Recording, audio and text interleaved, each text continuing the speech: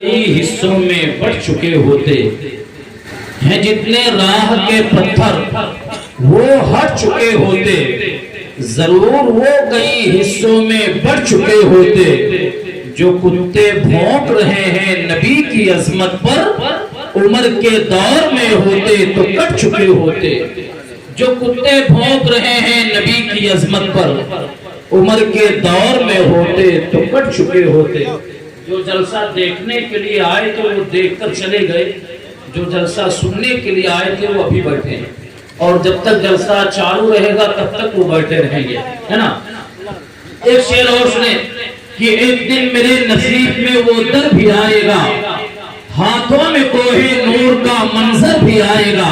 ذرا زور سے کہیں لبیک یا رسول اللہ۔ ایک دن میرے نصیب میں وہ در بھی آئے گا، ہاتھوں میں کوہ نور کا منظر بھی آئے گا، اور محشر میں عاصیوں کو چھڑانے کے واسطے معلوم ہے کہ شافع محشر بھی آئے گا۔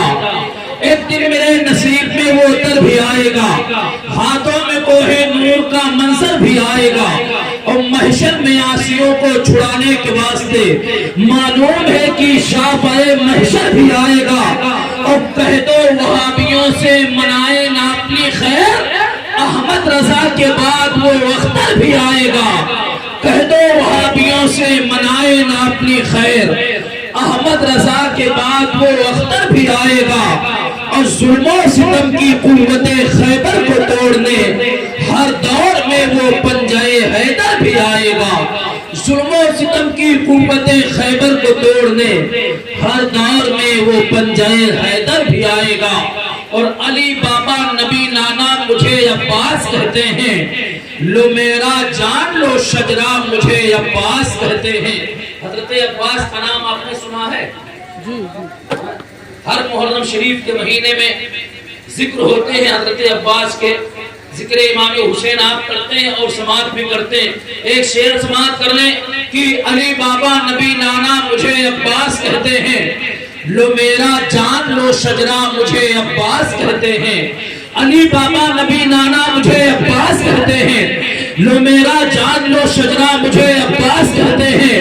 اور میں وہ شیر ہوں جس شیر سے خود شیر ڈرتا ہے، مجھے قاتل سے کیا ڈرنا مجھے عباس کہتے ہیں۔